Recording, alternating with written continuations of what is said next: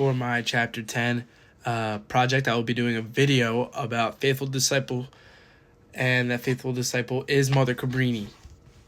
So, who was St. Francis Xavier Cabrini, also known as Mother Cabrini? Mother Cabrini was born on July 15th, 1850, and she was the first United States citizen canonized as a saint. Growing up, her dream was to become a missionary in China. She always wanted to go to China and do missionary work because she heard stories about missionaries doing great things, what led her to be a missionary. The main thing she did was help countless of Italian immigrants find homes and education. So up next we have, what did Mother Cabrini do? Now we touched a little about this on the last slide, but to go more in depth, she made 67 institutions such as schools, hospitals, and orphanages, which you're like 67, so like that's all right. But think about it. She was born in 1850, died in 1917. So the technology they had then is not the same as now. So to get 67 institutions built is unbelievable, and how helpful those institutions could be. Think about a whole hospital being built and how many lives that saved. So just an insane number for that time. She helped Italian children escape their harsh living conditions. So when all the Italian immigrants came, especially children, she took them off the streets, put them in a house, got them education, because there was a flow of Italian immigrants coming into America. She did her good works, mostly in America, but they carry over till even now. Her missionary work. She has orphanage and schools in Seattle, all the way to hospitals and schools in Italy. So her work is left to print all over the world. So what originally inspired Mother Cabrini to be a missionary? So what originally made her want to be a missionary when she was young was hearing the stories of missionaries and the great works they were doing. She always wanted to be one of them.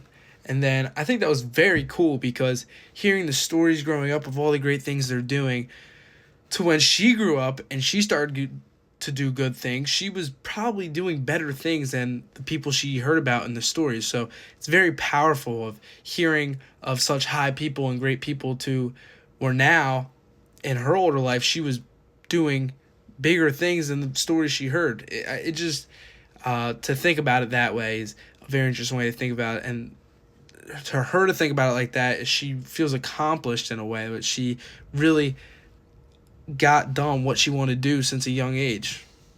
And then also, I believe Mother Cabrini should be known by the whole entire world. Forget about faith. Put faith aside.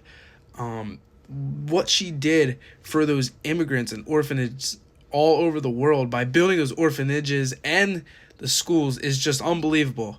So put faith aside, what she did for the people was just unbelievable work. So everyone should know who she is. The next we're going to touch on is, how did Mother Cabrini become a nun? So I explained she wanted to be a missionary because she heard stories, but it was hard for her to become one because she kept getting rejected because she was poor. So one time, a bishop recognized her energy and encouraged her to start her own religious community, what she did. And that led her to become a nun and lead the community that is still on today, that leaves their mark in all these different states and countries with the schools and the hospitals. So very powerful till this day. What was the task that Pope Leo XIII assigned to Mother Cabrini? So Pope Leo XIII approved the Missionary Sisters of Sacred Heart in 1887.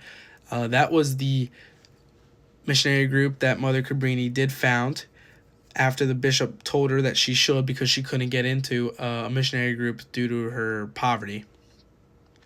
So after they were approved and they were seeking missionary work, she went to the Pope and asked, I wanted if she could do missionary work in China. And the Pope responded with, there's others that need our help. And he ended up asking her to go to the United States to help the new Italian immigrants that are facing severe poverty. And he said, the quote, your China will be the United States. So how was Mother Cabrini's original goal eventually realized?